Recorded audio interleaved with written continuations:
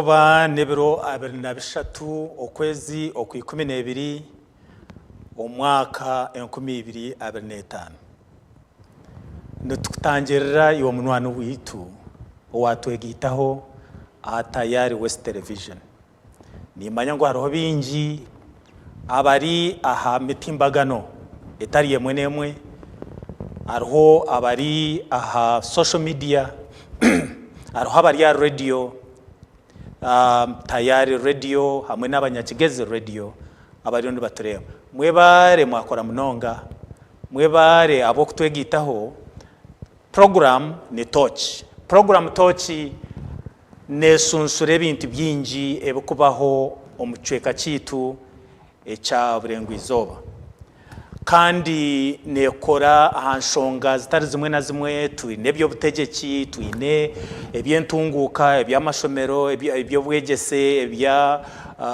ebyamagara neshonga nyingi munonga kandi tujyana tuzitera Toochi tubaretera abahangu nambwenera izoba nyino mugisha okuba twatayayisa Deputy Regional Police Commander wa Ruiz Region Senior Superintendent of Police Patrick Byarhanga ona atungira umugisha gukora nawe ninga ni watungira umugisha gukora nawe gatungo umugisha gukora nawe emyaka etari mice munonga mbwenu Senior Superintendent of Police Patrick Byarhanga takozere hanu ya wamaraho emyezi mukaga yasemyezi mukaga hanu yo mu region yitu ya Ruizi kandi arkwija hanuya akija hanu yabakumukuza ahabwo mu rumo gurunje guyakozere RDPC wa Iganga nebicweke bindi byakoriremo omuhango we bare kwija kandi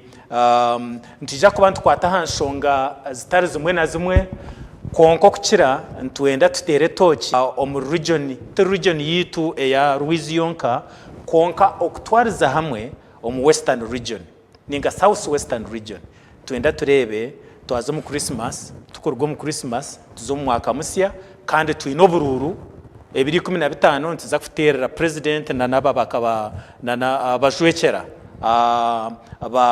babantu on parliament ya Uganda ebyo byona ninyenda gutubirete tubitere mu Toochi otugambire niki police cye kutebekanisa kora muirere hihi tutandike program naba ninyenda omwami ninga Senior Superintendent of Police Patrick Byarhanga ninyenda tugambire currently obwiro bwo buturumu ebyo kwerinda bitu ebya South Western Uganda region in particular ninyenda ngo tugambire byemerire bita eituri turututa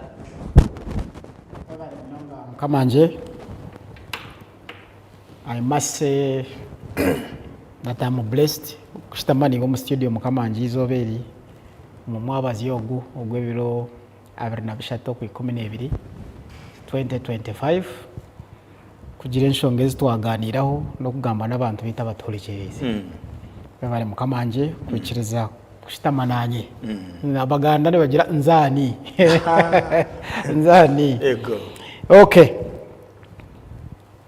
okubanza kwa byona nyine no kusima real y'abantu abatostinga aha bakama bishweke kiri yali mwe bari kutuhereza kanyaka kugira ngo tugire bite bitwagambo n'abantu bitu mazimani sindiko kusasira kwanje abantu abariyo ko bariyo bakubasa kuba bariyo ko bagira mwe bizibahana hari no kushemererwaho n'abashemerirwa bariyo mbe kujiko bya Christmas no kugira ngo mwena buriyo mwe burahanga muhereze nko kwari abo kugumya abagumye n'abariyo ne bashemererwa nabo mushemererwa no businge bukamayongera kutulinda amazina ne banyeta Senior Superintendent of Police Patrick Byarhanga koko mukamanje yabagambire mukamanje koko yabagambira kali mukamanje akali director wito mu Uganda Police Force is now retired konkitwa aba forces ntugira you don't retire.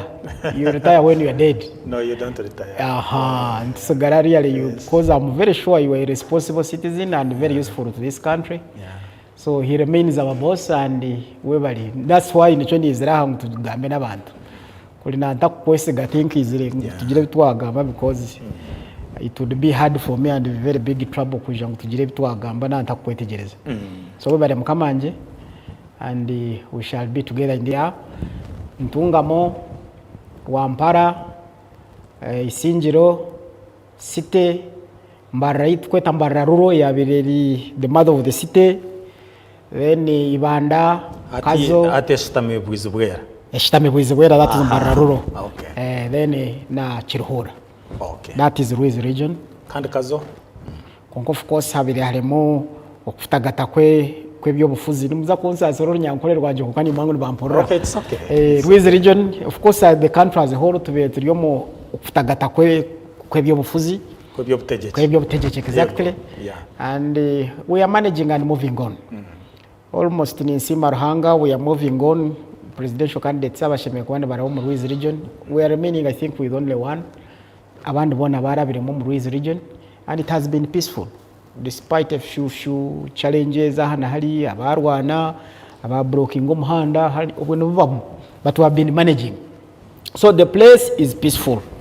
Abantu bakora imirimo yabo, abantu bakora imirimo yabo everywhere and really the country, I mean the place is moving on and we are okay. I might not say ngo twinebizo byamani as we shall explain on Mishopwe the challenges which are in the region, but general picture, yes, security afanda I must tell you that is peaceful. Okay. And we are working. Wow. Nichirunje munonga abantu kubagariza mu amani bakamanya ngo songa zebyo kwirinda mu zkwatsereje ekintu kitugarira mu amani nkitwe nk'abantu nk'abaturage aba region age konka mbwenu nabaninyenda ngo otere Toochi omu emishango hati eyimuine a police station ziwe nkarya region district sezo zone ziwagamba konka ni ntekateka ngunoteko kuba nomanya ebukufa Kigezi region ntugamba Kisoro, Kabare, Rukiga, Rubanda, Kanungu, Rukunjiri, Hatejoni, Kigezi region. Yeah. Konka tuine na Greater Bushenyi region. Tuine Shema, tuine Buhweju, tuine Rubirizi, tuine Bushenyi, tuine Mitoma. Hati na Bushenyi yenyine. Ya Bushenyi najigamba. Hati ejemyanya yona noteko kuba nomanya ni imwe meetings zanje zimukusitama ebe kubayo. Nabanyenda tere Toochi ntwenda kumanya emishango karentere eyimo kuhandoringa. Neha abantu babene bacimanya. Okay. Bebale munonga mukamanje and wanshabo kusiga ekishani generally because waza kwetegereza kiryaha nico kiri Bushenyi nico kiri Kigezi region koko lyo nogamba because almost these are similar areas. Businesses taking a place in the areas they are the same dialect abantu bagamba, so the similarities are many. So ebintu byo kushangana happening muri Ruiz region, Kigezi region and Greater Bushenyi are almost similar. Afande nyenda ngo tusige kishani cyo buhenzi bw'amateka nko kuwangambira imishanga yetu kukira kutunga and it's good enough ninsi nko kuna nasimbero hanga nto wanjaza ninga mukama wanje turiyo tuganira nawo nabantu bitu ebintu no bimanya yo. By the way twagenda misho konka abantu tabagambire ngo ndi assistant inspector general police wa homwire Asan Kasingye kandi ninye kushuganisa program eji ya Toochi webare munonga webare mukamanje. Thank you. So in brief afande obuhenzi bw'amateka tuburebe tuti this is a society problem eitwine which is with us. Tabanze tumanye abahenzi b'amateka ni bahe. Abahenzi b'amateka nitwe abantu babulijo ko tukuba turi mu community policing program zita abantu tubagambira ngo abahenzi b'amateka n'abana banyu imwe abamweza alire ubumwene buba kutwehindurira bakaba abahenzi b'amateka butweta abahenzi b'amateka abashuma abanyu benjaga abakwamba abantu abakutema abantu ebintu nkebyo our children. Let's first appreciate that ngo abahenzi bw'amateka butuyino mu region y'Iwagamba Kigezi Bushenyi our own children. Abantu tubakoroga karamoja ngo bizire gukora ubuhenzi bw'amateka hano tubakoroga guru ngo bizire gukora abantu bitu abana abitu abitwezarire ninjira kugambira abantu basheka nti even now nawaze mu irwaro ryita hospital hino ryo nazara umuhenzi w'amateka shahezi they are our children nito tukobezara now emshango eri common eyitwine myingi nawaze mu cyome kitafande average age y'abahenzi b'amateka butwine mu cyome it is 30 and below. So hate mishango jirebe omukishani ky'emyaka emishango erikorwa emyaka ejo ahariyo bushuma mainly na muno muno districts ziha. Okay, of course this is a cattle corridor koko kuchima mkamanje and of course now abashoma nabone bashoma patterns ekikufuna mangu nikiya twine nabana ngona abantu abakwiba nkente agitemo mudakika bagiteko mukani wabuga n'umuntu aliyo navuga pichipicho tekateka ngo aliyo navuga amateka umba ine mwenya manda all that because it is the easiest thing which can easily be accessible from district ya Kazo, that's what is common. District ya Chiruhura, that's what is common. Mbarara ahibi inente ho na generally in this cattle corridor Isinjiro and other places but mainly cattle safety ngoko nakugambira and other are heavy into ebiriyo omubana bitu ngoko mu muhanda nango recently tubiri twaza kutunga mune kizibu no kujya kukigerezo twakirwanisa munonga kintu cyo bijambi umuntu akubugano ryo no taho ryo mu muhanda futere kijambia heza futere jambia they remove whatever you have and they run away. Ni banka hebyo umtown homo mbarara n'amatown agandi. Yes especially to nebchwe ko mu kijungu hate ngaho muri those are the common ones but again twikirize ngo mu region eje you are mentioning afande the money economy is also there so hanta kuba hari senti obuferete bukuburamu the way you know abantu bakwenda kunyaga kuguza amataka gembeho ibintu kebyo those are the crimes aho kuba hari senti the way you know araba kuza banka ngo baguza dollars bakushanga ko muri no mu banka bakuyihamu bakushoza ngo ije bakuguze dollars really wazom banka kuronda ku withdrawing a cent somebody comes and whispers to you when you are in the line nyine dollar umwana wanje akari Somalia kuyaheza yatunga accident yafa yasigira dollar ijanze kuguzisha tuzaherezo kuguzi and a person they pick you from the line or is depositing a cent bagenda bakuhereza cent zebicukura hero and they come at police to report.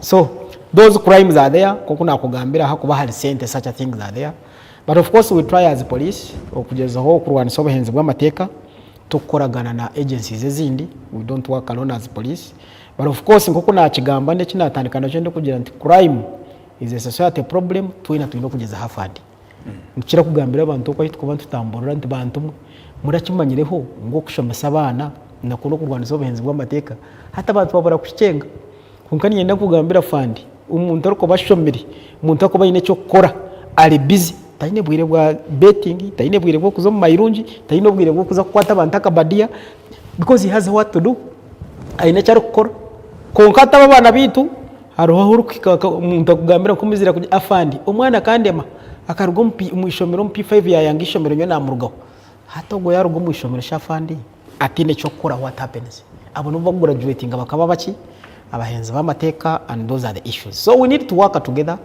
as society ni twabe byo kwerinda n'abantu bona bukikwataho church leaders and all that tugezeho twenda kureba tujumiriro obuhenzi bw'amateka but also fight all of us to ensure that twarwanisa obuhenzi bw'amateka.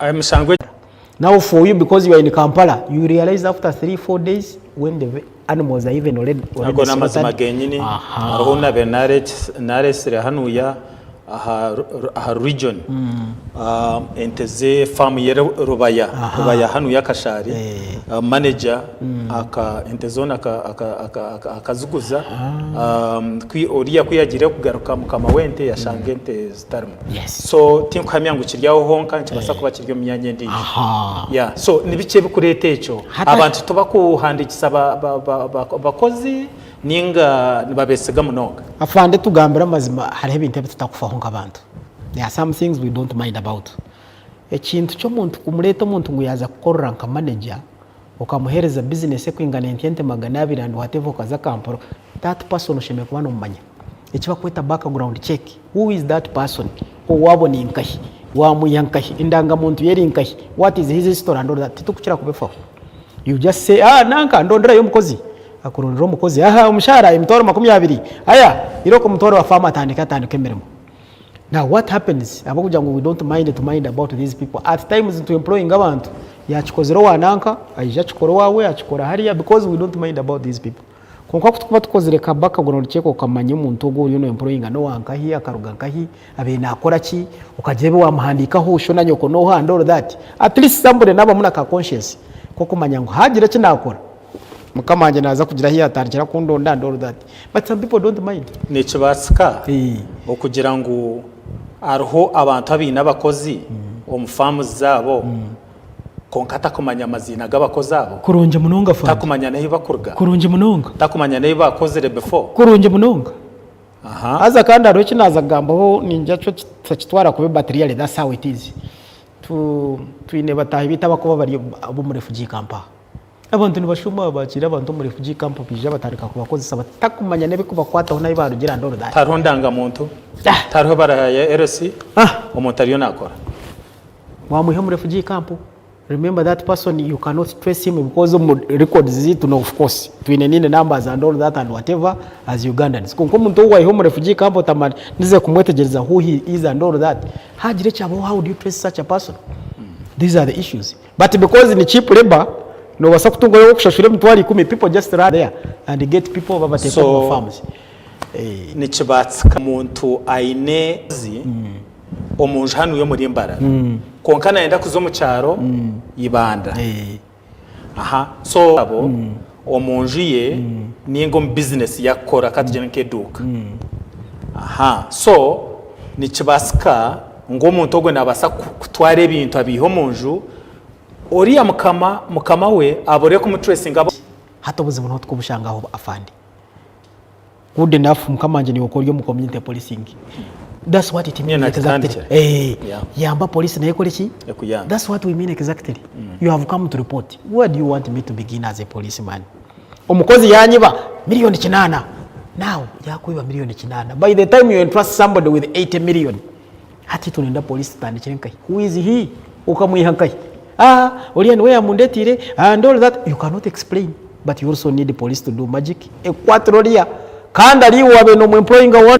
Even your own brother can be an enemy, can be somebody else. You're calling it a shadow, but it is an enemy who is coming to attack you. So in brief, today, to know what change and you advent afande has a big bring show manager to Baba Jezi, Kebiana Benjoka. Echero kuba ni manyisa that we should be very, very, very careful. Agency na enda kwetegereza afande. Inje for granted police mugeza ho gukora ki okureba ngo yashuma yagaraka hansi ninga ya mwagimariraho cyara we barafande amaze magoni getengwa afande crime za kusagara mturwana nabali kuratira nabo barwane because but ndubasobo tamara obuhenzi bw'amateka 100%, but you are very aware that we can scale it down.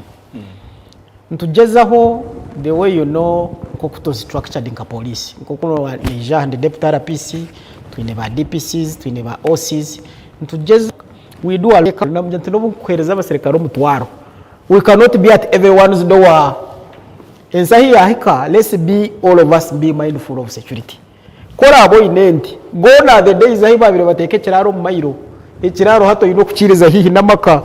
If you can have dogs at home ebirebe nibatamuna cameras ukwata cameras ziteko mu kiraro buhenzi w'amateka so policing yes icyo necho kubanza icyakabiri of course crime fighting crime community policing, that is a preventive approach konkaro hono kurwanda almost to us cattle theft is capital in nature itwitwe inokutwa kuragire n'abaramuzi bitu n'aba state attorneys bitu. There is no reason ngo mu case ya cattle umuntu ayibenti 10 ashohora ahoza rya heru agaruka ibezindi like that. So we talked to the justice system ba state attorneys n'abaramuzi bitu twikirezana aba twagezaho we keep crime in check in our area. Intelligence yanyeriyeta ntugeza hafande and of course nitugezaho kumanya how we are structured. Of course, mwana inchi mainly mwana inchi there. That is what is important. It has become very many, and we see and detect a lot, and that's how we. Parish development model kabitu. So far, no chigamba hochi. Abakomento manya. Awakani manya sub county policing. At least abantu 30 basaka 30.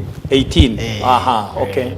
afande nitwe tukagira olingo mu Ruiz region much as we are now at around I think 75%, and that is in terms of other capabilities. Konka personnel we have sub-county yaha, town council yaha, they are together, but all of them have different police installations. Sub-county inabayo na town council inabayo. That's what we have done. It has really helped us because capability is real, but of course we are still building it, especially in terms of equipment. No matter between pichi ishatu, yes, and the other facilities. So to building about personnel, at least they are counter phones muzine. Yes. Abantu nabamanyese mu yokutera. Now that is the task we have now. Hani nyere kintu cyoshoboreho abo kuba harho obuzubu obutwine omuntu natere sima police natera byarhanga ninga natera Kasingye nyoka ho muri myaka 3 ehwire konka abantu bakintera amasumu nyekiro ore mukama witu kachi rya murumo. Yes sir. Ati buri police station agents tukugamba bakaziteka icyo bakweta counter phones. Yes they did. Hato murumo gwanyu nuko kureba ngo abantu mwabamanyisa amasimu ago bashemeye kubandi batera kandi batere simu ejo tubashemeye kubamba bacharging. Yes. Tinkumanya no kigamba ho cyecho afande. It is true. I'm very happy that ndiyo mu studio with the community policing expert. Hat kando mulimo gutwinene ku making sure that our ground forces who are there, they appreciate abwenchi twatandikire sub county policing model. They move everywhere. Amahoro gajanjari, people to understand how we operate, so that those every household at least can have a police contact to call for any help, ninga for any information, something like that. Nicho tuyontu teka history tugambira ba sub county OCs to put a lot of emphasis on community policing. Exactly. Hato umuntu nabasafutere sumu konka hataruho kujakira ninga kajakiraje akahumuriza umuntu abantu nbija futana ko futina kutera amasumu abo. So echo mwine okumukugenda numugambira abasirikare banyu okuba abantu bakagira customer care. Yes. Enshongezo bakazihereza abo kuri reactinga kwikira kurugero remushango ko kugenda. Yes, yes. Twikirize kintu cha reforms, we shall continue reforming. Okay. And amazima goni getengwa hensi ya hikahati, anybody who does not appreciate the dynamics of policing, then that means you're in the wrong place. Okay. We have to accept ngwensi nejina nikura. And ni mpamyangu nobu abirotaka humwe, you are among the people who championed this. We appreciate this model. Ni mayangu, you are among the people who advised the president here and there, so we appreciate this model. Yeah. Hatomo ntota kwenda kuja appreciating and is in the force, then is in the wrong place. Because that is one way of being closer to the community. Okay. So we are putting emphasis on it. But of course the reforms they have told you it is a continuous process. Yeah. Patrols zero. Yes. Twaza kuza omu Christmas. Turgo mu town Mbarara. Tugendo mu byaro byitu Kabo. Election special police constables whom we have recruited. We have recruited them. I'll explain as we go ahead. Nabone bakutiyamba mu Karuru, but also in the management. Nabone bakutiyamba mu Karuru, but also in the management of crime, because they have a contract with us for 3 months. 3 months. Because they have a contract with us for 3 months. 3 months. So we have tried our best to ensure that we are everywhere, and of course ntugambira n'abantu bitu nabo bayobulinda arafande to fight crime kuko nakikugambira ni twenda help ya mwananchi, report in time, being suspicious in time. Ninjano ijuko mbwire bwe bijambyo babiri Masaka. You were still very active, you remember? I was the one who was there.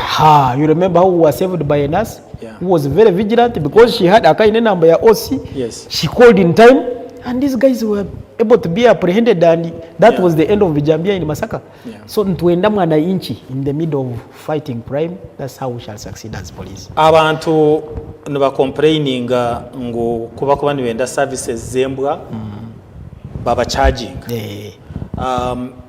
Abantu nubagambira ki anshongezo kwata mbwa za police. Okay. Aruho abamwe bakutera amasimu omanya go reportinga ateresimu munyohereze mbwa. You know, so abantu mbateka teka ngo even without okugenda ku reportinga polisi baruha abantu abakweta ba tracker nabo bakutrackinga amasumu wakoreki akakoreki nyendo tugambire ba tracker nabahi naba polisi ninga nabantu baburije kandi kube bari aba polisi esente zibakushaba abantu niziha ziri ombuteka teziri mbuteka shongeje gitere mutochi aho kandi mangu abantu bategerize afande kintu cyembwa force multiplier cyindero mu nyankora afande runyankore nakuja ngo rwanje n'uruki force multiplier nchimanchi manyisangu no butore twino muhendo gw'abantu konke bye bukozese bwankembwa nkachi nibyongera amani mingi omukoraka okuzibira emishango ejo ninga okuinvestigating emishango ejo. Very good.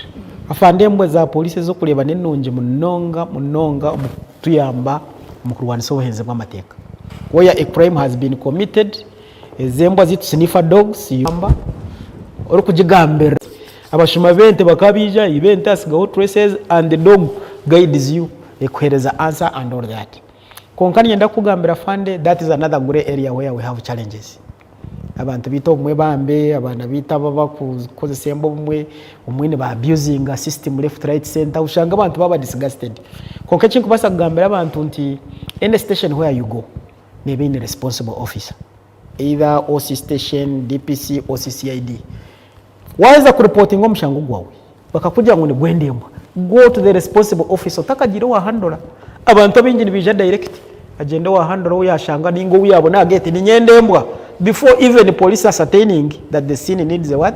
Needs a dog. So what is important? Please, Wahika station. Bakaku advising ngo yende go to any of those responsible officers. Between the OCCID, between the DPC, between the OC station. Go to them. When they abuse the system, hata ngomo ni mogwito gwa region afandi. Nazo wa DPC na mshabembwa aliona ngambire na debi. Now, that's where we come in to correct some of these things where they are challenges. Embwa abantu bashashura shinzinga. Afande mbwane yabusha. It is a force multiplier but for free. Garako kigambe. Ebwane yabusha. Very good. Yes sir. Echo twacherga. Twaza aba tracker. Aba ku tracking amasimu. Nabahi abantu nibenda kubamanya. Okay. Now, afande twinebeze ba police stations. No manya amwe mukigana nakugambira and for it amazima ngo gali Twitter bakiga binje ni bagamba amazima apart from a few but the majority ni bagamba amazima we have a challenge ama stations gitu gumutahoni we have a challenge ama stations gitu gumutahoni abantu bakayungirizi twinemu abantu ko kureba umuntu yija station ni wari kumanya DPC na indangwa bari we yamutoro wa DPC abo mwene bofere konka they survive around the police stations. We have that challenge with also trackers. Abantu abakwerimbika umulimo gwa polisi in the name of tracking wongo nbaku tracking batali ba polisi bakukole byabo and you find abantu babogano kwa gate not even inside and he says bakuyira simu I can track it for you jangu tutense bazo mu corridor but near the police station intelligence mobakwa yes that's ideally that's what is supposed to be done amazima goni gate ngwa fande we have our own trackers of police where twine mu abantu abatukora nabo okushanga bakuba bine expertise nabo bakubasa kutuyambaho when they are civilians but such a people should work under our guidance kunke byo kushanga ngo umuntu naye kozesa ngo ni tracker no kola mulimo cha police nze ndi tracker oya no menoro yo hatsi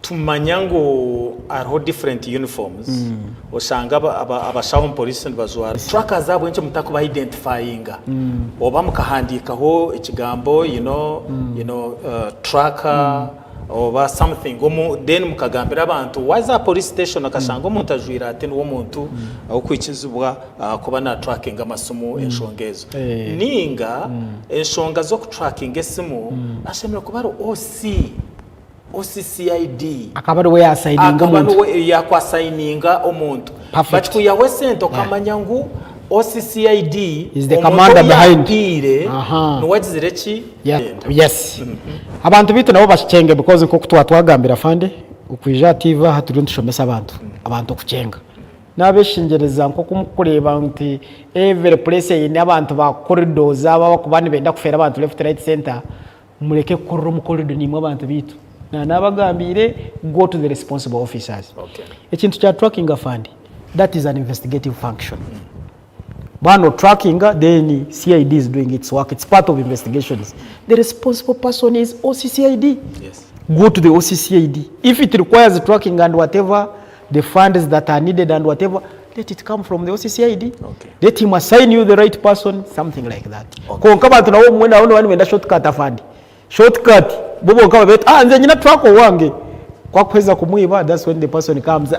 Ate tracker na msanga ku police ate and all that. Yeah. But when he did not go through the proper channels. Okay. Twaza mu Christmas. Yes, ni teka ngu nyencha kare. Ebro aberna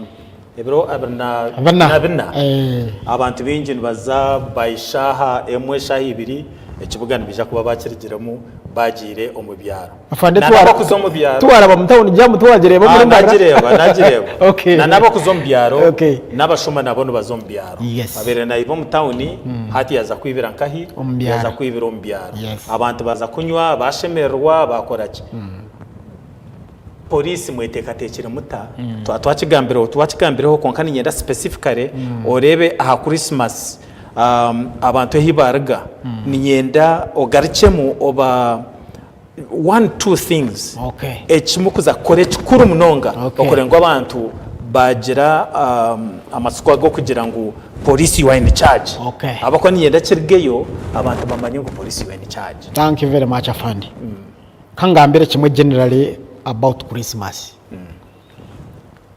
Christmas is a functioning and mukoro gutukora every year, and we must appreciate that it will be there even after us. Still there will be many more Christmases to be, and life has to continue.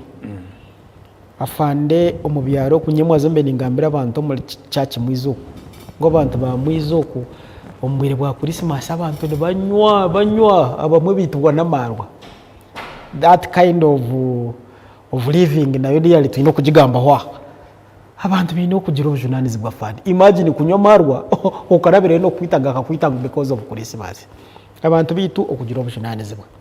Now ebyo kwerinda byo mu Christmas mukamanje.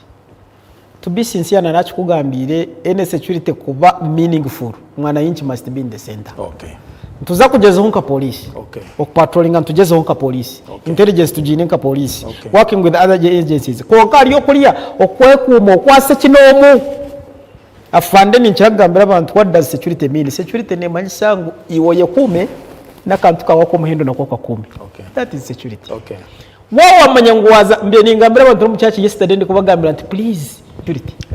Konka mwena mwako ati 10 mwena ngo nheru Christmas mwena mukazo mu. Ningeka yakamuka gisigaho etinde cyero. Hata umurimo gwitu nibamwa gukora complicated private security muri mbarerieta ani nyenda kumanya police muri yo mukoro gwanyu konka ihangeri arwiteke rya erbatiriho parliament ngo private security eyambe police okora omurimo gwanyu mwe concentrating aha national duty nka patrols foot patrols motorized patrols nebintu nkebyo private security organizations omurimbarara omuntu nabasa kuzesigata kugira ngo yareka ho musirikare yagenda zibayambere zita afande ni kintu kinanyenda kutwara ubwire gishoborore abantu naco bakikenge gendo misho umuntu yana basa kugira nti oyino bushoborozi obwo ko employing a private security organizations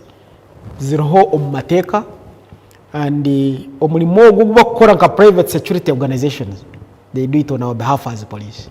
No man, of course afande tinyo ni nyeje samu kama njongo tulio to discuss no internal security no mulimo gwa police okay okumakinga shongwa robutebeka no muihanga kunkantu waso butachikora twenkangu tuchibasa afande hata aho no yiziri tekeryo eri forming a private security organizations other players bakazo business ya security then bakakavaringa gap ezi tukubire tukavaringa nka police konkaba kugira ngo ya nebo because of the big demand bakatuyamba bakazikavaringa afande ko reno tambura mutawuno mo gendo itegerezaga amaduka gari yo mutawuno mo gona mahango MTN shops CCG big wholesale shops zono noza kushanga private security guards.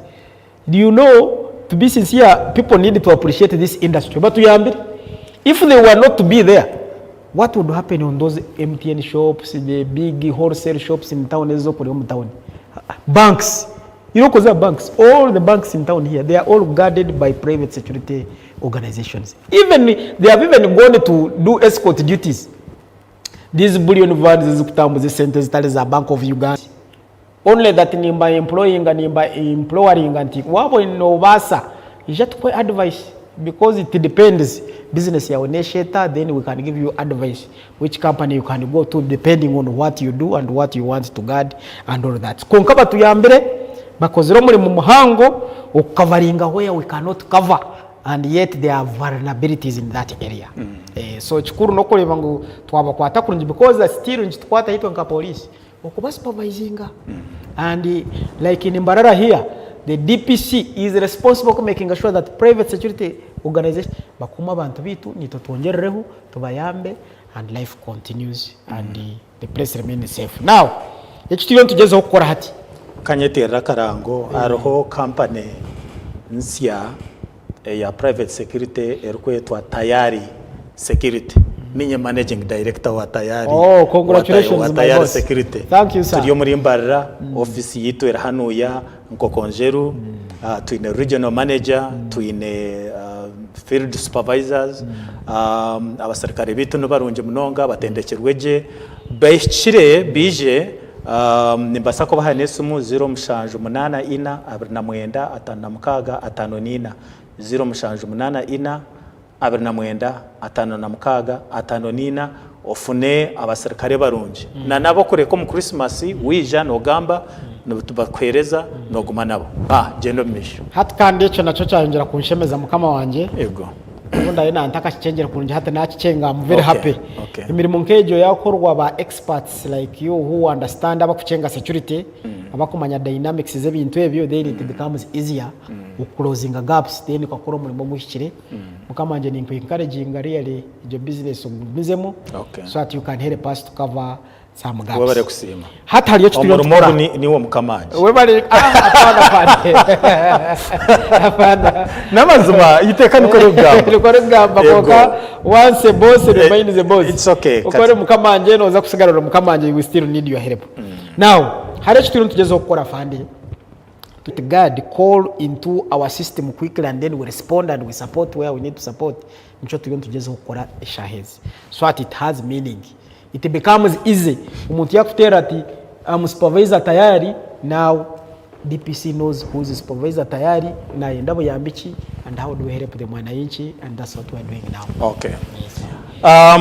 Twabarayo edakika 10 zonka tukazomukumuraho ni manyango muine ebibuzo ninge bitekateko byanje mukwenda kwereza no basa kuza social media ohandike cyo kwenda ngo bakugarukemo deputy season age eiturumo tiya Christmas yonka konka tuine nana omwaka musya no manyango around that time hariho abantu bashemerwa munonga omwetwebwa mukushemerwa omwo cases zizwagamba deputy RPC twatugambiramu ebyiruka obubenje ninga obutandu ezukuba ahangoto yitu abantu nibavuga batamodoka niyende kintu ekyo nakyo ijo okigambe habo kuba twakitekaho twakikwataho munonga kandi turiyo ntuzombururu omusande 2 ninga 2 necweka 215 okwezi ko kubanza ntija kuba ntuterera president na member of parliament ninga representative witu wo mwishengero. Okay, so ni nyenda ngo mwabikwataho tumukoza kuba stretched. Are you not going to be stretched? Will you be stretched? Or you can or this is okay for you? Umukono gwa government ni mulingo afa police ni government so very good echo nicho nani nyenda ngo iheyo na nagira ngo muri stretched umukono gwetu ni mulingo very nice. Okay, now afande kantandike nature accidents on our roads and the volume of traffic ekicho kanchikole mu ngeri yo kugamba n'abantu bitu okubizo syantu ombwire bwa Christmas twenda still mugumize mu enjoying Christmas ezindi ya 2026 27 28 like that obulamu tubukume afande we must have discipline on our roads bana bakohereza tuburinde bana bakohereza statistics aba basirikare bitu naba bakora mu ntambo we have on our roads and the indiscipline afande ya muhanda it is too terrible abantu they are never patient in the line people want to overtake hatali huko overtakingira overloading rero katina kugira ngo harjamo mutawoni iyo koreba mu motoka gari garaba mu mutawona afande all of them overloaded excess some vehicles are DMCs abanya-Uganda bo nabwo businje burengere real I don't know konka nyenda ngambira fande one of the threats we have is road carnage as human beings one of the biggest insecurity twine road carnage is also one of the biggest ekutwara many lives which claims many lives on a daily basis so echo nimba sabota kigambo ho munonga konka nshaba abantu bito kugira obuvunanize imagine ni Christmas no mangu ni Christmas oine motoka konka because you are too excited obanza watamwa mwenje osinda ugaruko za muhanda abo kunywa marwa mukavuga motoka muchukomye nicho kugezaho gamba thank you very much very good ninga babakwate baba you know something like that yes na munonga kibanza ejo arho abantu abari indisciplined aba kuvuga munonga motoka boda basinzire boda nkebyo icyo nacyo nanyendo kitere mutoki abantu babasaba korachi okureba ngo babavuga mu ngerejo afane ko kuna nakigambira obujunanizibwa the road user na nimwe benyine abo katugiye mu taxi bali dawo abantu should always also wake up afande oryo mu taxi bali no babalodinga excess umuntu aliyo navuga speed you all quiet and comfortable njano lebe bizibe bitukushanga ka police konka we don't feel happy when they tell us ngo haro accident muje mwakira abantu hawutara bati and all that no because people have life and we have to protect life konka abantu nabo batuyambi you wale ababalodinga excess please tell that conductor tell him no emotoka shemeye kuba nekereza abantu 12 why you loading us 18 emotoka eshemeye kuba negenda less than 100 kilometers per hour why you driving at 120 abantu nabo bagira obujunanizi bwo batuyambe hafandi because at the end of the day we have one life to live konka abantu tibakufayo now they first get injured now that when they say no road carnage and all that then everybody wakes up konka yale twena twino kugira obujunanizi bwa ingoto zitu zikosibwa mu junanizi bwa twekume obulamu bwo mafandi na itwe noko bukuma now asha tunachimba nayo twine kizibu kya yafandi abantu ni ba excited they are crossing to another year and some of them even fail to cross omuntu akwata boda from nowhere ngo mushija ya tera kora so muto gwabaruka yatomera kana kakariyo kasharo mu mahanda okose mpiro mu mahanda something like that kind of indiscipline so ntushaba abantu bituriale nabo kuba disciplined bakamanya ngo today we have 31st or end of year of 2025 we also need to enjoy the other next year abantu bagira obujunanizibwa twine fireworks muzurogirete ngamutezo twine fireworks tugambira otereba fireworks at least no chimanya fande we have certified companies zishemekwane ze exploding fireworks so omuntu weno rukumanguna inde exploding fireworks applying abchirikale wabakama bito gende bakclearing tumanye company bagiteka list amuheru ngo mwaka batusindikira list ngo muri mbarara hano awa that excitement 1 hour kunkara mu abantu barwire pressure bine mitima yabo abekurire batakwenda ibintu byo kubayomberera for long so obujunanizibwa so that we all enjoy our country we enjoy our mbarara we enjoy our city then tugumize muna no busenge na za karuru yes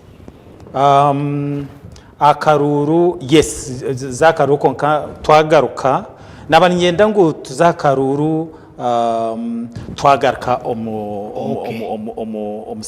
second session yaba na konka nabanyenda ngo tugaruke twetegere community policing kuwagigamba nashemerwa munonga abo kugira ngo nka senior officer nkiwo wangira ngo rumwizo riyo nokora community policing gamba mu matawuni ekintu abana bahumwire abana bitu bahumwire tokamanya no hawa gambenjaga wagamba nebinde bintu ebyo kwindura obwenje bw'abantu you know timba kuba kucyeto muri nyankore konka muri Nyarwanda ibiyobya bwenge, you know, something like that. Ibintu byo kuteganiso bwenge bw'abantu. Unani ngamba cha community policing ngambere akanto tininye na gitari kiraza ico cyanshemeza. Of course I knew and I know you are very proud when you talk about community policing.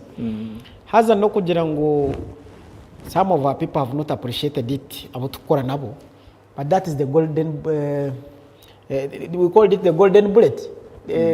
How do we call it? The silver bullet. The silver bullet. To be sincere, if you can put cameras, if you can put dogs, you are sensitizing somebody to do what they call target hardening. Kukaya kula target hardening ni chiza kuzibera bashuma ukwatakinga umuntu ngogwe, and you, in one way or the other you have prevented crime. But now we are not utilizing that aspect yo kugenda mutambule tushomesa abantu bege bintu ngebi. We are too much into fire brigading, responding to incidences when they have already happened, instead of doing what? Of preventing them. Ninjirangu, as time goes by, it's the youth, because never everywhere wawachimanyira fandengu abana bita bebirebi nibakunde bya speed. Something that we need to do as a society. Nagamba echo kushomesa abana fandeni njalo chejuka. Who is supposed to do that? Parents. Webare Munonga, Senior Superintendent of Police Byarhanga, Deputy Regional Police Commander wa Rwizi Region, tekateka ngo haro byinji emwayega kandi tiyontu baretera byinji mbwe twaza kumuraho kandi tugaruke omushaha yitu ya kabiri partnership police mwineyimo kugwera turebe nana enshonga zitari zimwe na zimwe.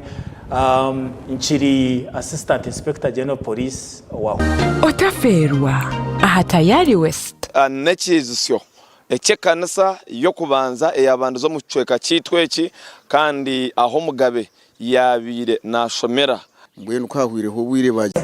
And of course with Kunzu King John dedicated entertaining till we are out of here.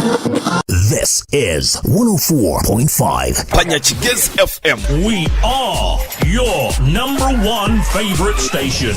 Kuyanazarwa Sara kabareba ngo Daniel yatungwa kusirekwa kwa burijo kumurindo burwayiro buri kwita bahita mushija gwensiri gukagumana gumaramani akarwarira kakutungira obujanjabi omushaka cyamyangu gukaguryo mushija gwensiri bahita bamujanjabire Daniel yakira bahita Sara wakaguma ino kwerarikirira kwinji omushawo akamugambira amubazwa kusirekwa mushija gwensiri nabwo akamuhamiza omugasho gwo kutaho buryo bwo kubasa kwerinda omushija Bugana Mr. Vaxa hamwe na dozina ahamezi mukaga amezi mushanju amezi munana hamwe na mezi 18 Mr. Vaxa nahwera kurinda butakwatwa mushija gwensiri buri kutayayirirwaro Daniel na German menji buri doze ne hamani go kurinda butakwatwa mushija gwensiri obwa hati Daniel ayina magara marungi hamwe na mani oksima kuzaha mubazi go mushija gwensiri Sara akakora kusharaho kurungi oksiri ko kwa burijo hamwe no mubazi gwo mushija ibirinda abana baitu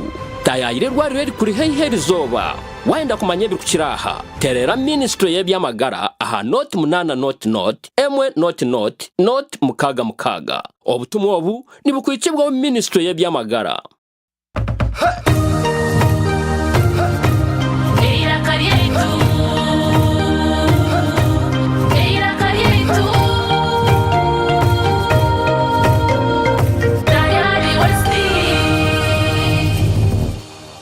Mukakari tambukizo baryawe na program Gogonoka. Alright, ganina katanya zitano Banyakigeze FM tanjoro kwakira kana no kutanje mu program eji ya Gogonoka. Alright, abatwetegura kuzakora imirimo itari imwe n'imwe abahinjori yuno yitegura kuzo musurwawe oriyo wa boda oriyo no yitegura kuzakuvuga okubasa ku bano isi yahereza abantu mu magono go rukora no kwendeza ibintu byonga no kugira ngo Gogonoko yana nuro rwo mu kitanda obase kuba noza gukora kosa nagirango wafana agenda amaguru tugamugaya nabwo cyageze reke masakano gicu wayikorera muri yakasheshe no mabinji nagendare mwa kugici yakora amerwa biyona urayajya tentasi kabura atakasimbi kakabura ndandika kwetombita kandi kinyo kwetombita tukuruma cyangwa munonga generation yite turimo yo nyetageto n'ibindi byona nibashoke ndimi no kubwa kuba 10 nyaboneka bakuhirenze because baguma mu kositabi nabwo turakure je bare iwo wimukiye kandi niwo takiye mu cyentwe cyangwa rwo mu kitanda bazamura mu gwawe uze kuchapa kazi na bidii. Mukakari tandika izuba ryawe na program Gogonoka igani n'akatonye zitano rukunde gumeho.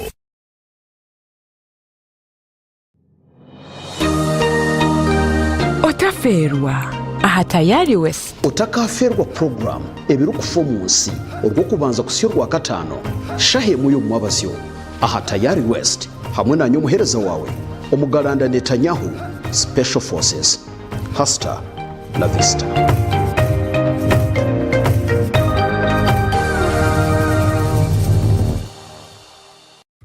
Omagaragezeji arhembere eri kutuhindura tukabeche chituri embereji eri kuhindura amazoba engendo narishi ebitebyo bitu nambwe no mu mberejo bitwanturonde kintu cyo mutana habindi namunonge kintu kiri kubasa kureta hecho kutangaza omagaragitu naniwe gabana haburungi bwa Wonders Family Jelly izoba ryawe riberyo mutano gakoziro mbirungo ebruke hezo mbiri gukagaruka busya gukagira mani wena ukasigara no kuraje Wonders Family Jelly nuko majuta agine kuguma harubaju neka yawe.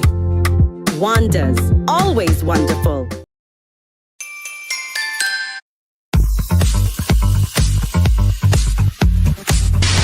Ire kurongisa burirota. Azarwa. Bashesha. Ninkureba amanu nashago ine minji. Mushija riyo. Umushija tayine shongo mukazi n'abana baba. Deko tanteza kabari. Ndasinga. Akarit kandi worireje cyane cyamanu no kandi simo higuru habo kubago tumana gaitu nabo.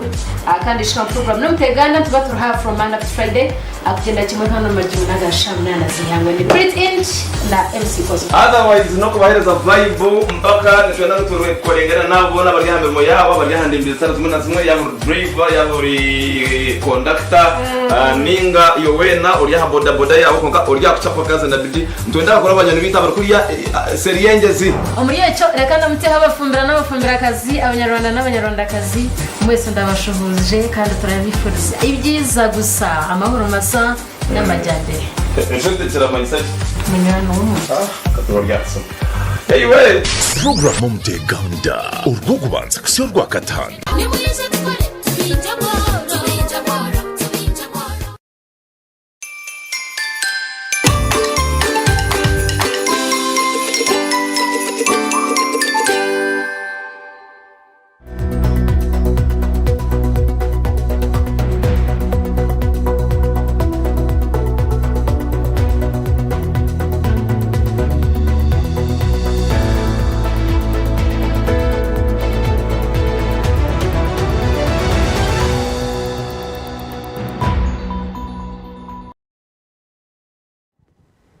Kurukayo mutahi wanje omukumuroko nchiri Assistant Inspector General Police wa humwire Asan Kasingye kandi mushuganisa wa program eji Toochi kandi nchiri na Senior Superintendent of Police Patrick Byarohanga, the Deputy Regional Police Commander for Ruizi Region.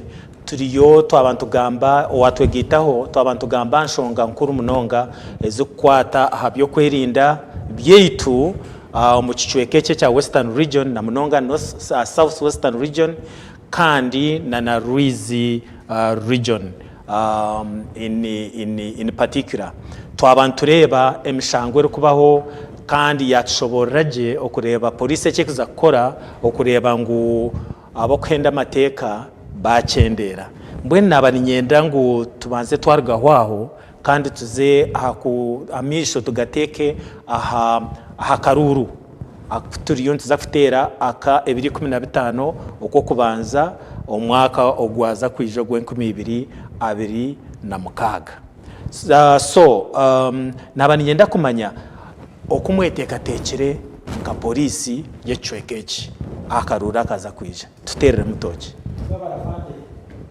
babare kandi kurango tukira hamwe mpaka shahezi ukugamba anshongezo zikwatire nebyo kwerinda mu kicweka kiteki nebyo kwata abantu bitu afande nchereza ngarukeho kacenyima twabire mu byo gambe byakaruru tutere na Toochi enyima mu primaries because na role ya letu ino gamba bintu ngebi okutunga omugisha kuza TV kugamba nshonga nkezi tikyangwe so akagisha twakabona tulina okukakozesa abantu bita program mwagikora nti abantu enda akasente kandi omwe bamutaki omwe nikakataro kironje nobimanya kugambira fande campaigns are going on very well.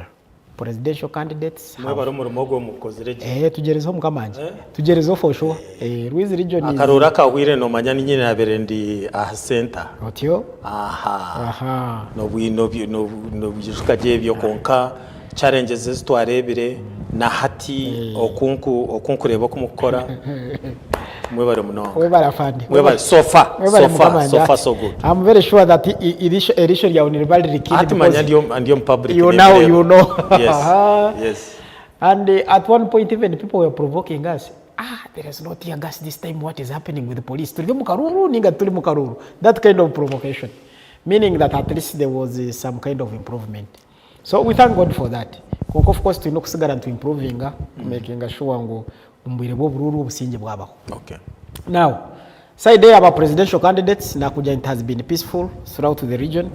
It's, despite a few challenges here and there, but all of them really we tried to manage them. Then now we come to our local leaders now, members of parliament, local. There is a lot of issues that happen. Koko kumanya ibintu bikaba monetized birimo akasente, ibintu bimwe birimo mbweno tena kugambira ngo ndi mwizi. Ni mwizi station ni mwizi specifically making sure that we try to de-escalate tensions.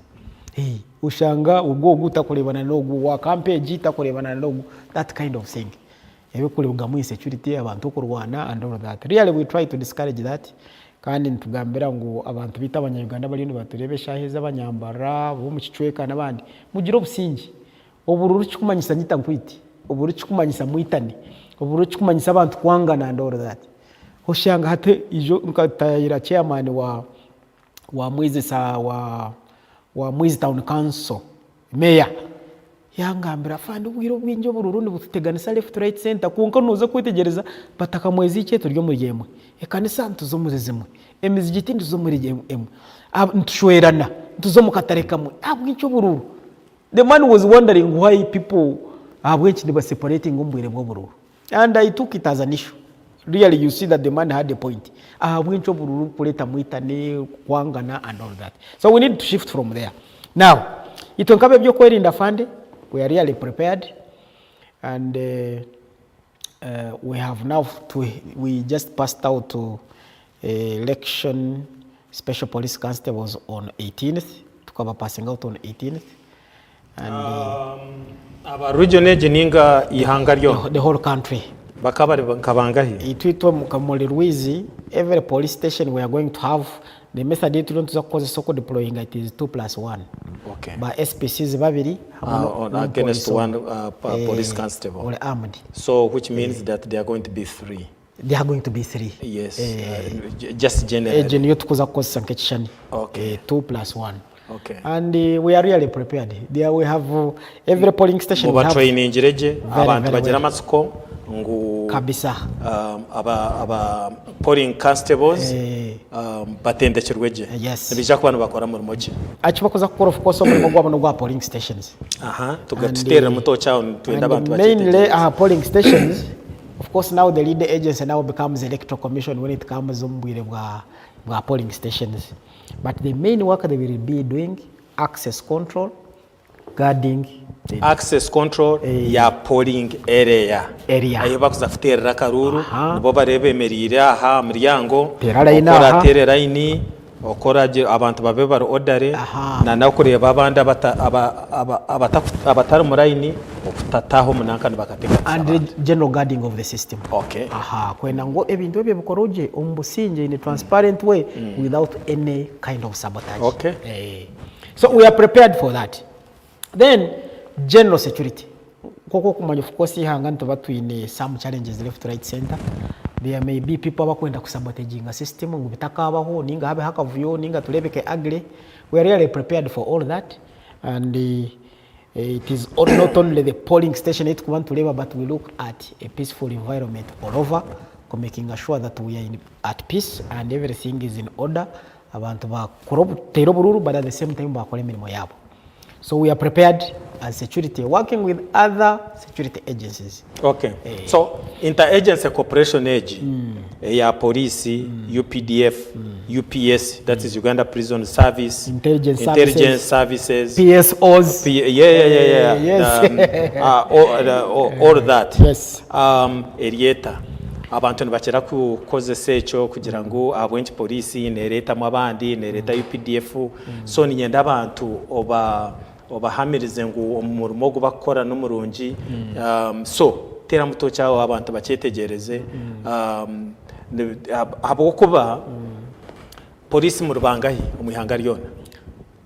Generally I may not estimate numbers here, but katuje muri mutwarena katugete etano kali katugete mitware etano polling stations twine zingahi around say mitwaro nkamushanzo I think per village every village is so kutwetine polling stations ezezo wagamba kandi muri mitware etano hati abo kuza kukuma polling stations zezo nabaragangahi atyo kandi wachetegereza so nyenda abantu baterere muto cyaho ahabwa okwetenga ebitongore bindi okureba ngo abokuba ekyo nkibanche manisa ngo na inspector general nawe naza kuzapo na niwo noza kuzapo polling station nikibasi so tera muto cy'abantu bachetegereze ahabwenki numukoragana na other agencies as a security.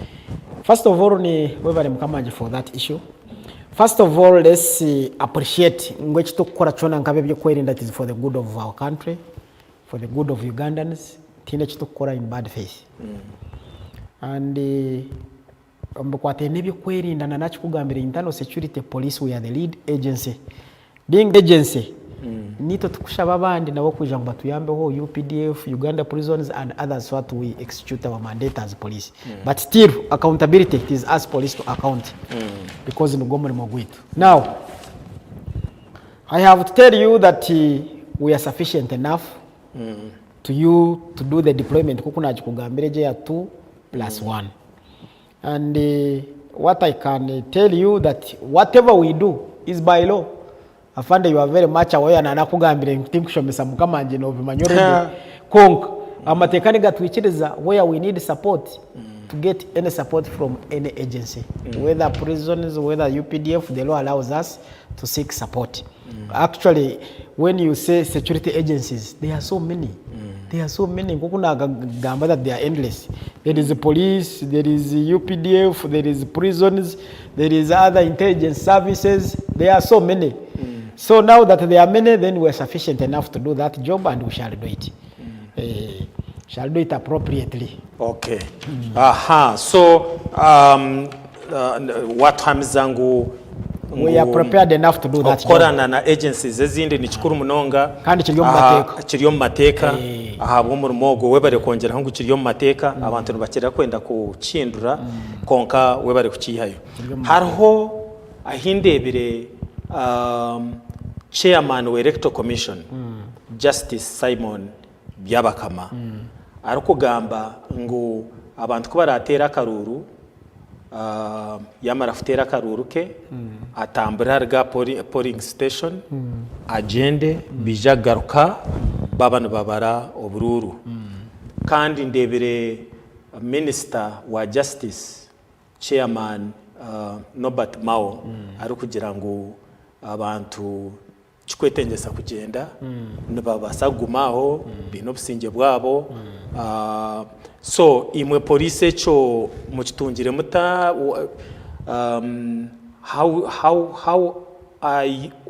what are your orders webare shongejo abo kuba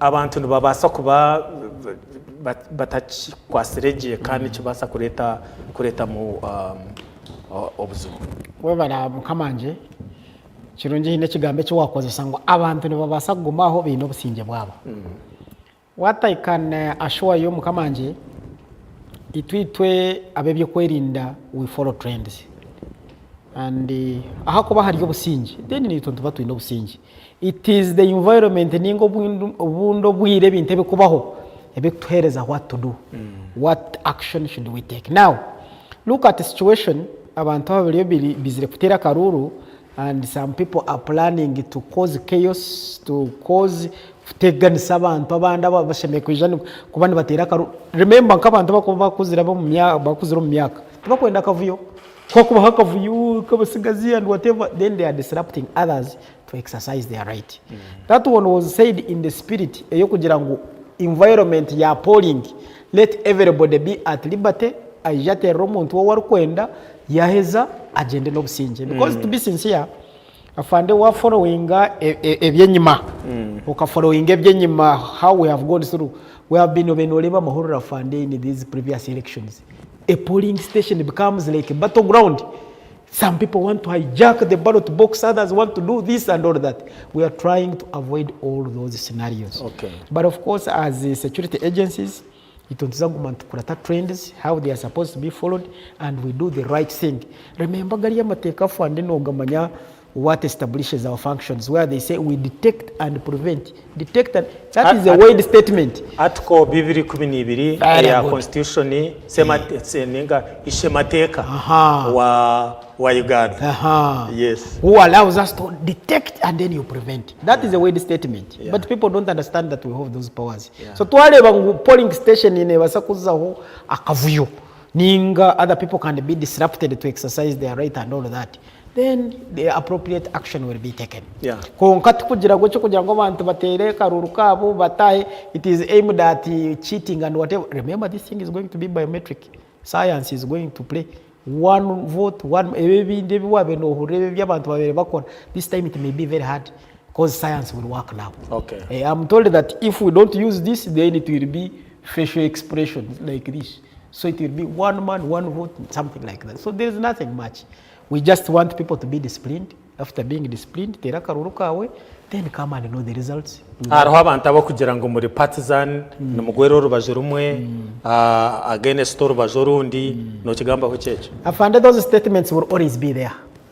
But I'm very very sure that as a police officer kirungi mukamanje no manya bateke kiga kutugambira. We are police officers of the country and umurimo gwitu no kwata mateko mu ngaro. Konka now that is perspective, it depends on how somebody okwarukwenda kujudging. Somebody can say you are partisan basing on his perspective, but the truth is we try as possible of playing what they call neutrality. You know that. Tugezeho kuba runyankore na nagambira runyankore rwanje nduki. Karori kiga. Tugezeho kuba narwo n'urukende karori gitawuni. Yego. Tugezeho kuba neutral. We try to be neutral, but of course people will judge us the way they want. We try to create what they call a conducive environment. Yeah. Of course people will always label us the way they want. Yes. But really, as Uganda police, which I know you are very much aware, we try our level best to ensure that we are not. We are not partisan.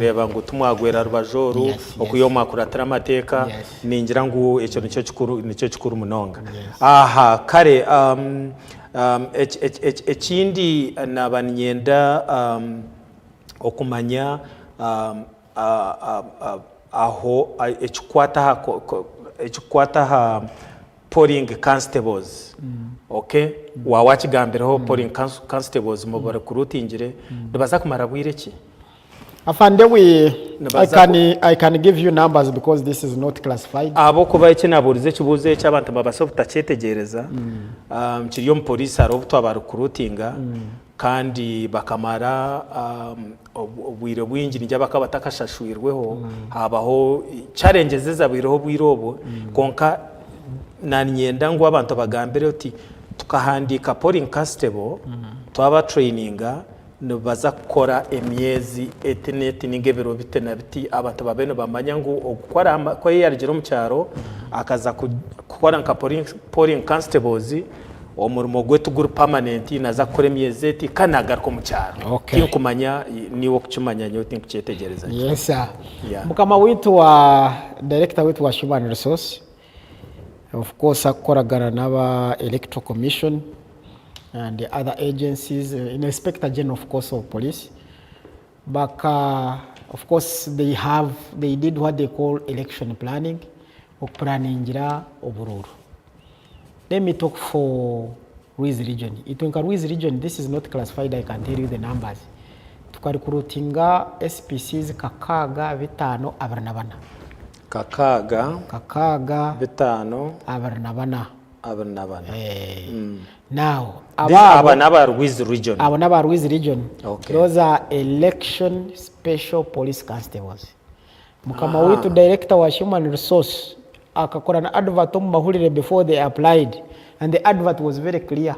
Nimuza gukora na polisi ombwire bwa karuru emyezi eshatu na no musharo gwa kuza gutunga na gwa kagutangwa mu mahurire.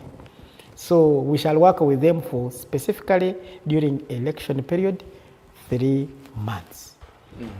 Konka, we have already some stations in Naiva Tunjiri uniform, Kampala and some other places. They are helping us in doing even other police work. Patrols and what, because we in a contract for 3 months until February.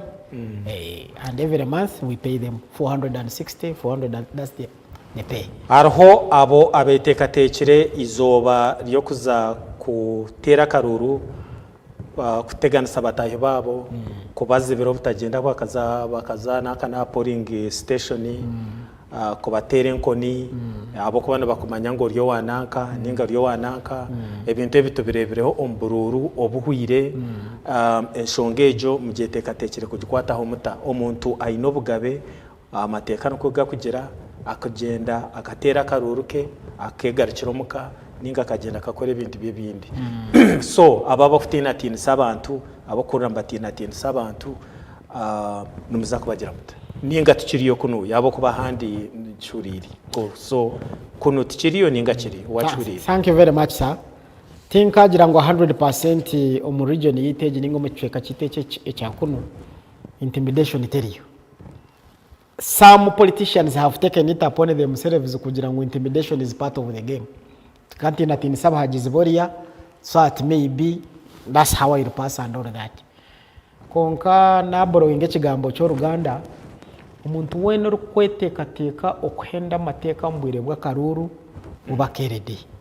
That is the word I can use. Bubakerede umbwire bwa karuru kikumanyisa fande ngo amateka gitu gihanga twagateka mu kabada gaza kubyama, then people can do what they want. Kora atero umuntu, we shall charge you. Kora atini so muntu, you'll be charged of threatening violence. Kora and any other. So mateka gitu nigarho nigaza kukora ahari yabo abakwenda kora kavuyo. And we are not ready as police nabe byo kwerinda abandi okwikiriza umuntu wena kukozinga kavuyo in this electioneering process. Because this is where our survival is. Atali karuru, and we choose our leaders wakaza kututeseza, then that means we are doomed and we are finished. So nobody should sabotage this. Whoever will try to sabotage, then we shall come in full swing to ensure that we prevent that. We are prepared with other agencies kokuna kugambira twine UPDF, twine intelligence services, twine well wishers, everybody. People are there who don't want violence, and we shall work with everybody making sure wakaruru katerwaje no businje tino wakwata mutahiwe arisho. Now ngokuna nakugambira the reason why we are saying 3 plus 2 plus 1 or go to take a polling station kuba armed. They are there to do that work to ensure that nobody sabotages. Other agencies who will be moving around patrolling on vehicles, bakutambura on foot, they are there to ensure that nobody sabotages.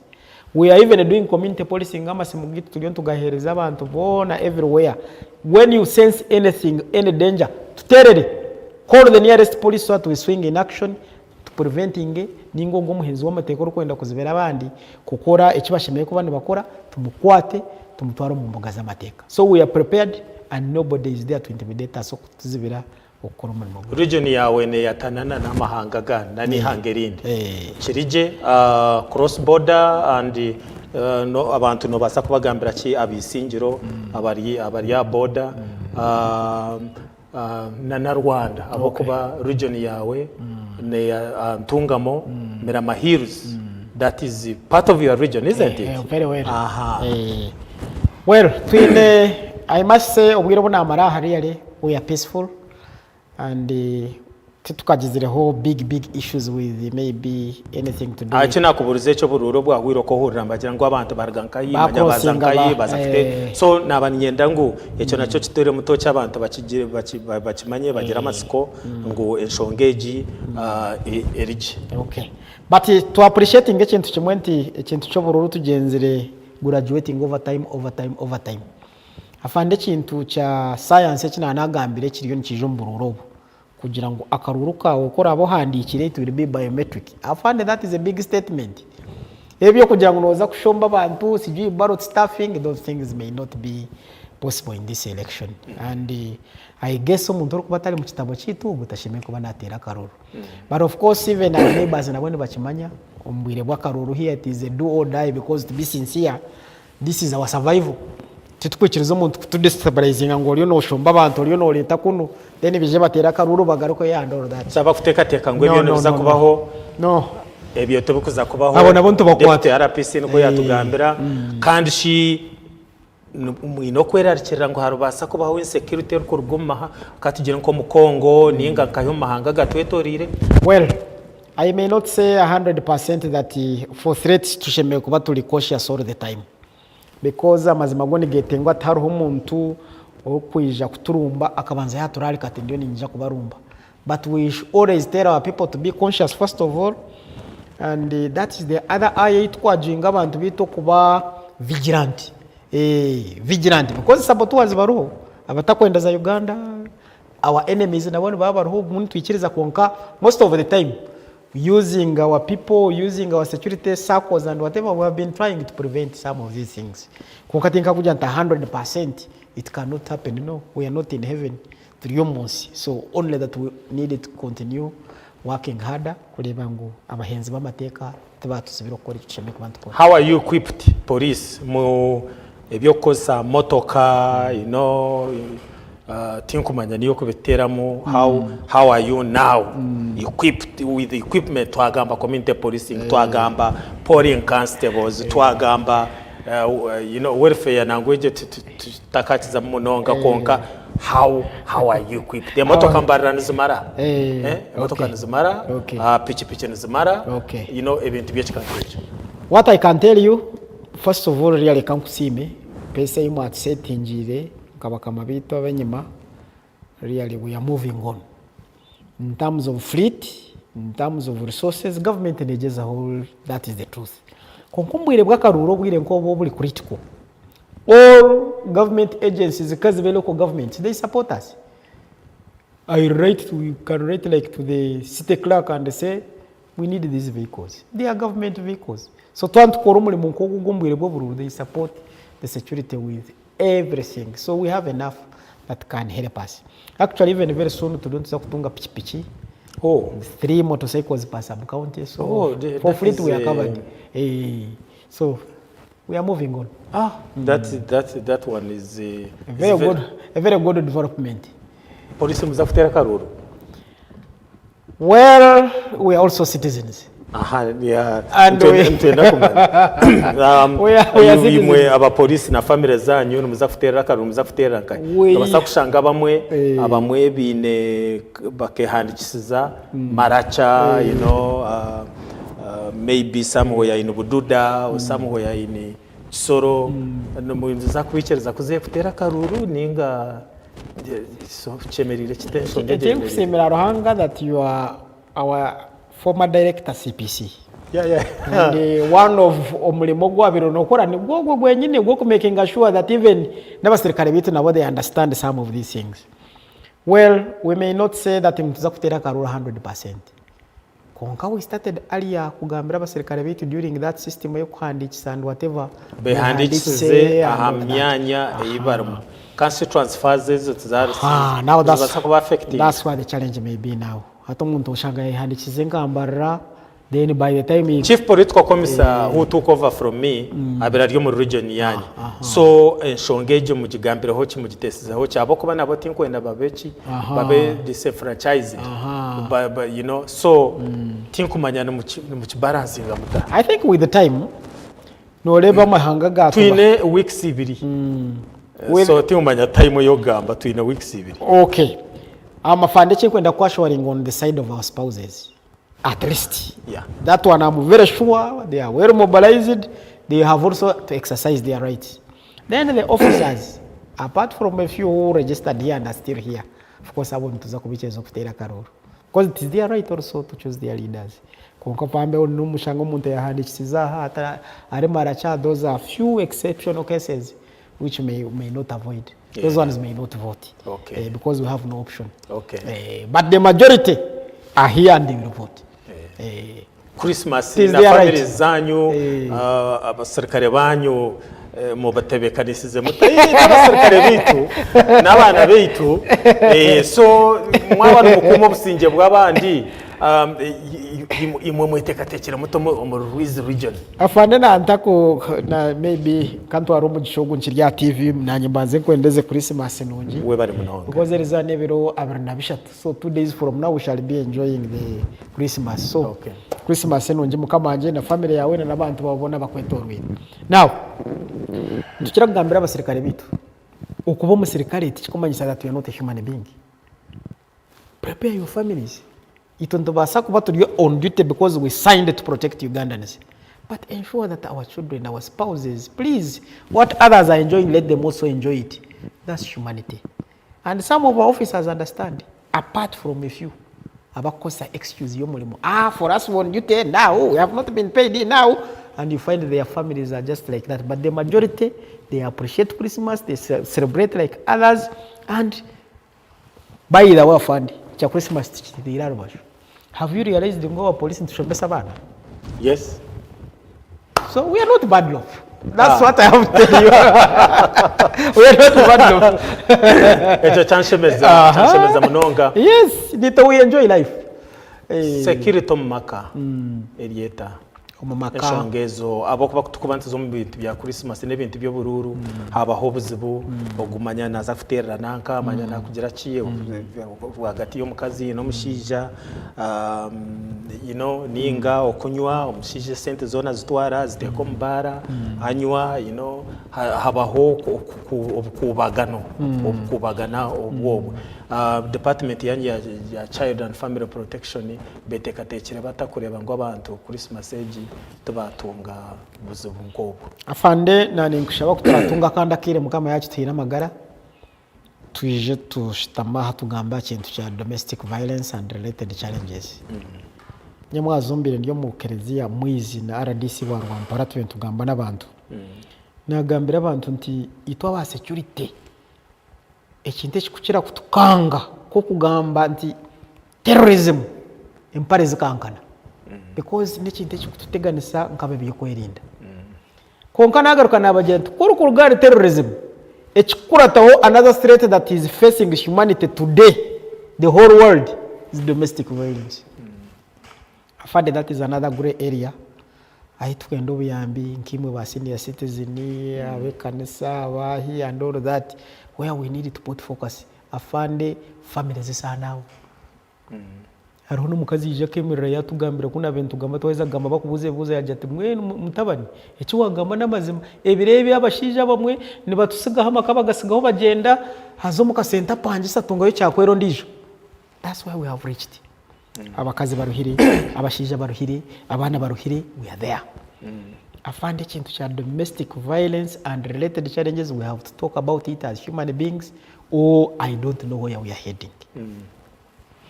Now wagambo mbwire bwakaruru mubwire bwe bikujuko nkebi and whatever it is true some people lose families during politics kukuna kugambira ngo bashija bamwe baruhire kazi baruhire vitu tubitamo buyayi recently hinabu twakwasira mpo bakandi bakora precision zo mutawoni and hinabana babe bari mu taxi bamaziro kwezi moving with the certain presidential candidate, some of them even younger girls. I don't know where in the family and all that.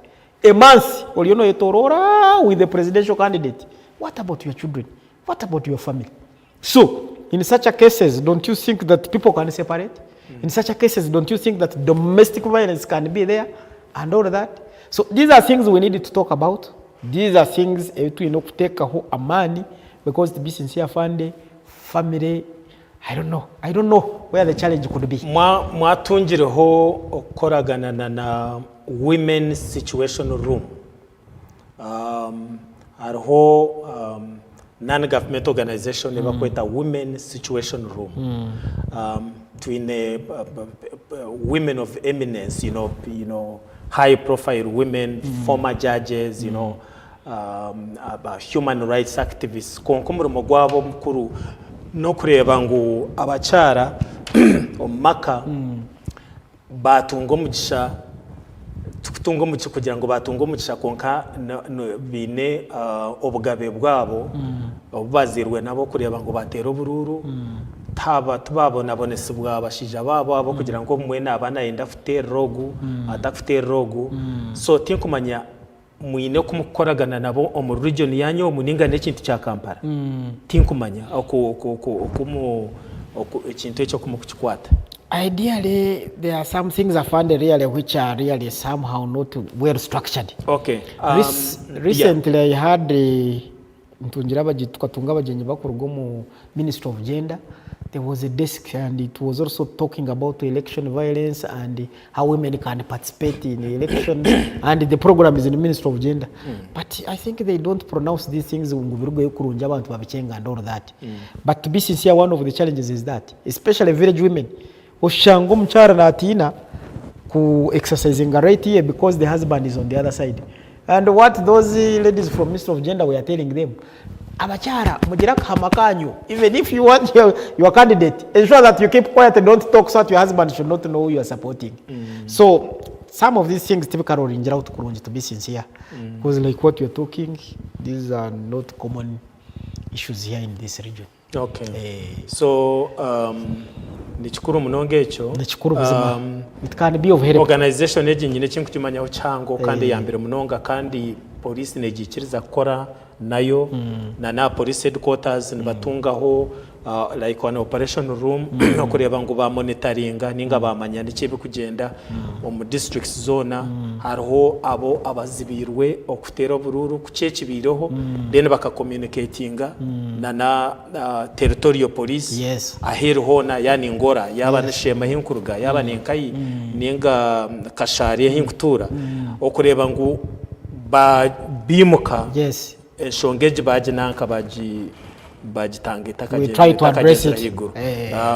Twarga hanuya no basaku yamba kwese muzabo obase kukoragana nabo kureba ngo shongeze tazagira zita tuzaba katwerero kena n'enshonga erukwata nayo kwata akaruru konka ermu kwasente abantu police nshongejo mu gitekatekere muta abo kuba amatekaga Uganda ngazibira omuntu wena oyesimbireho ninga agent waba besimbireho okureba ngo tabaga basente no kugurira abantu kutera karuru no mushango gwamani kandi police numuguteka hwenga rimwe nka so ekintu ekye ngenda ogambere abantu becweka kitu mwitekatekera muta okureba ngo ebyo tubyakorwa. Well, tuino kwechereza fundenti politics zitu ziri somehow monetized and politicians zaka kakondiyokoni bakachenga kurunji nti okutunga karuru ino kugura baronzi, but to be sincere, that is crime. Abantu bashemeye kubana bagura akaruru. Recently there was an aspirant whom I was talking to, akariyo kubusoga ni munywani wanje akungambira ngo we akoza ku umufu bakoza towards the elections before the interim primaries akana hingira abantu nguto konkati kubahirize kwehandikisa pa yarekeraho because it is not allowed.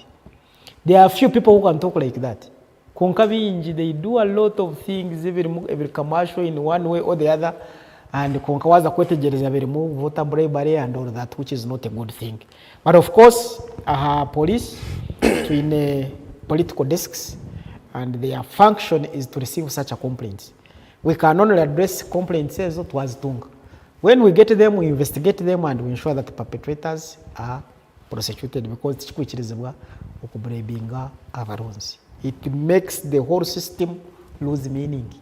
Because now when you buy, then that means you're influencing people to vote you. Maybe that could be the reason why at times we get leaders who really have little substance maybe ababe betekatekera kukikora ni amateka ngagamba ngo ngaza ko bakoraho nyenda bachurire bamanye ngo nate na monetizinga nateke sente omukaruru okugurira abantu omwekitekati kwindwe kitekateko cyabo iteka ndigambaje. Well, I may not be specific and nkoko nakugambira that we have a desk itwine every division in charge political desk which is supposed to receive those complaints ikalebo mateka and then they charge you appropriately. So that's what we do. So itwito no kutunga information ejo and the only thing the role which the citizens have is to report to us such incidences. Then we look into our books and see what to charge appropriately of such a kare turukweteka kwendera program yiteji na nindeba na habareda chikankitano niza kwereza obwire dachika nkina ogambire abantu obumwe ebyotagamba ebikwata ahakweteka no kureba ngo tabaho obuzubu bwona twaba turiyo mu Christmas eji na twaba tutandika omwaka musya kandi na twaba nitwetekateka ofutera akaruru akebiri 15 okwezi okwaza kwije. What are your final message to people in this area? No bagambira ki ekibashemere kuba nibakora bonka abantu ngendo kose kamerejo oba addressing abantu ba Ruizi we addressing abantu ba Western region. Bale munonga mukanje oine obugabe edakika zone zo kwenda first of all nayongera kusima mukamanje we bale twahikomusha ya kabiri which is not easy kusitama na mukama wawe shahibiri nanye ndiyo mushija rero kandi ati so in brief we bale mukamanje yale to host me up to this time eshonga ningereza twagamba ho zaziri nyingi konka zona waza kwetegereza nzikwata abantu bitu ne kwatagine nebyo kwerinda na nakugambire ngo ni shitama mwizi mukamanje kanshitama mwizi kushitama mwizi kumekinga shuwa ngo twayambana n'abantu ba mwizi kumekinga shuwa ngo habaho businge ihorere abantu bateraje akaruru kabo bakoraje bibashime kubane bakora and then we move on. Afande little did I know ntabantu ba mwizi nibo bakulisa mbararo almost bitoje biryo ruguroko abantu n'abakozi konka during this time n'abantu abakuza mu times okashanga bareta confusion left right center abantu batandika kurwana and all that ubutakorebana no I'm trying to escalate tensions up there working with other stakeholders okumakinga sure ngo ekicweka kiryombu buculira so nani nshabobu yambi abantu bone bakubasa kuba bampulire na muno munonga bamushicweke echo tugira obusinge obururu kikumanyisa mwitane obururu kikumanyisa kurwana obururu kikumanyisa kwangana na mutahi wawe tugira obusinge ihanga ryitu neryo businge kandi ninkira kubizusya obwire bunama ryo ndi kugamba nabo nti mwizi is part of Rwampara and Rwampara is peaceful. Rwampara and mwizi it's part of Mbarara Gureta Mbarara and Mbarara is peaceful so abantu bo kumugira obusinge kwenda ngo ryo tereke kurebeka kubi kugira izina libi abantu kuba bari bakagira ngo abantu ba mwizi nabarwani tukora ngo cyo nikirebeka kubi so we really need to change that to ensure that we all enjoy our place and our country at large. Nasima abantu mwena abatureba kwisesha hezi kandi mwena abatulirize mwe barere yali kutureba no kuturiza ensi magezi de baganda se ensi magezi tuyino kuba bagezi in whatever we do bantu baruhangamwe obuno bwire obutushemeye kwerinda mukamanje yabagambira obwire bwa Christmas twatahe kiro kikuru twataho obwire bwa karuru all those are critical moments as twine kuba careful between now until when all those times are over but ihanga teri kukomera izoba nko kurana kugambira fandi abantu bino ku appreciating ngo the world continues Christmas yeri izobe ho nyenchakara ryo Christmas ndijo New Year erho nyenchakara New Year ndijo akaruru karuho after 5 years there is another karuru so let's keep ourselves let's guard ourselves mwago kuzo mu violent acts mwago ku living reckless lives kebye binana kugambira bakosa kubengutu and all that too much drinking and all that we just need to be kugira obusinge kuba responsible kulango twena ensi yitu yatunurra ni kwihanga ryitu rigenda mu misho nagamba hakantu ko kugira ngo security nikimanyisa okwekumiwe nk'omuntu no kuma kantu kawaka ko muhendo bantu baruhangamwe nitubasa ubutaza aha buri muryango gwa buri muntu okugukuma it is very difficult no munsi yona tina ichi kubasika ngo tuze at everyone's door konk abantu bitukuba kugenera ba appreciating ngo byo kwerinda it is part of us then they can also do something umukwerinda okwecengera preventing umenye bw'amateka okwatagana nabe byo kwerinda okurespecting aba LCs umungeri nkebyo okuma kantu kawo ko yindi twagamba kintu cya farms na nebizibu byento ebitwino mu kicweke cya fandi and to identifying ngo abantu abo twemploying echo nacho ni chikuru. Let's understand people we stay with in our localities, in our environment. Muri mu trading center umuntu yija yapangisa kaju timo kumanya hakuruga tino rubada de kumanya ugu muntu ki kumbo muntu abira ryo mushuma masaka hati yija kweshereka isingiro and all that. Can we all get concerned? Neighborhood watch ni wabiro gitwegesa mukama wanje. That is a very very very important aspect. Kunkama tutimo kugifo afande birebi it is too me to make concern. Muri yo mari yace umuntu naturaho yaheza kwenda amateka ngo bakugira ubwo musigazi abire nayijanye kiro no kujanye kiro tutukumanya hi yarugiri abire yamara myezeberaho and you ask who is he, nobody can even help you and kandi ushago umuntu ineke ki yakora maybe ayize kureka ingente za mutahi wawe and all that. So let's all get concerned mu bintu byo kwerinda because security is a very key aspect of our life. Without security byone turion tukora it can go in a wash. So really twena tugira obujunanizibwa niko tunurirwe ensi yitu Uganda. Mukama bandindire mukama bankumire afande nagaruka kwebaza bakaba batayari nagaruka kubebaza mwebare munonga okutuhereza ngwito omwaganya afande abutoli yabwe mukiga who is lost omwanya ndio wetaho ninyo ndiaho omwanya oguri ali ngogamba nabantu bitu mukama abalinde nerindizo mukama witu Yesu akatuzarwa ngu ensi ejiro businje ngo monseji habamo obusinje turiyo ntuzo mu Christmas kandi oku celebrating amazarwa ga mukama witu Yesu Kristo owizire ngo areto businje bwenu twabantu celebrating okuzarwa kwa Yesu Kristo tugira obusinje tugira obusinje mu mitima yitu tugira obusinje mu makagitu tugira obusinje mu byanga byitu tugira obusinje omu ihanga ryitu. SSP byarahanga ekiyanagezeho kugamba ngo polisi ne basakora buri kimwe cyone cyashemiro kuba nekora konkito twaba tutakwasirweho nk'abantu tukabasa kureba ngo twagira obusinje mu makagitu wanonywa amarwa gawe imwabaganywa ukaganywa no bwegendereza kandi otarwane woriyo makagawe ukareba ngo makagawe gacureire waba okarwa business zawe okozo makagawe ukareka ho muntu taking a responsibility yo kureba ngo iwe n'abantu bawe abo inomuka na nebintu byawe byasigara biri safe and secure tibyatwarwa ndijo muntu konkana niwe yetekatekere okukurebyo ebitashikire ebukwenda amateka polisi ruho kandi bati yatwamereza ngo nibazakora umurimo gwabo nibazakora patrols nibazakora community policing nibaza ku orachikore wena naija kwatwa omwe noza kurira Christmas yawe omuchome yagira ngo bikirizine wakwatwa ohoze